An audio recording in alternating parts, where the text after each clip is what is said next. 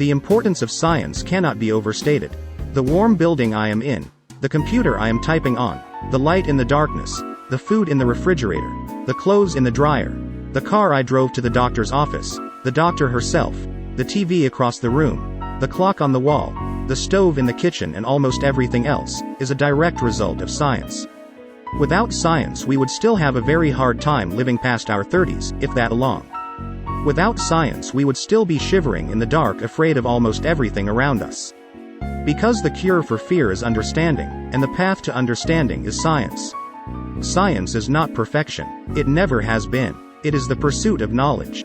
It is knowing that when knowledge changes, so do conclusions. Scientific conclusions, as opposed to emotional conclusions, take the latest available reliable information and form a conclusion, or theory, that fits that information. But science is never satisfied. It always seeks more information and forms new theories, and often changes its mind. And herein lies a problem.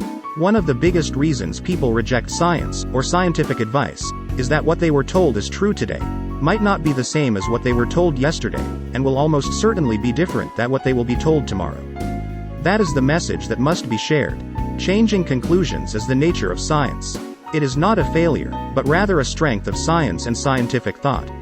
It is certainly true that science cannot be left to explore, and more importantly implement, without oversight. Science can do bad things. If left unchecked, it can justify all sorts of research that causes harm or hurts people or things. The oversight to prevent that is the job of governments and organizations that fund science, alongside all of us. Science can be dangerous, more dangerous than almost anything except a fear of science, or a total disregard of science.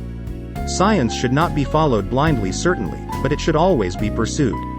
Humanity's way out from all manner of potential and existing problems is directly through science. The growing problems of climate change, overpopulation, pollution, sickness and disease can only be solved through science. We, as a people, and as a species, need to do a better job of educating ourselves. Schools based on knowledge, and not superstition, are our best hope.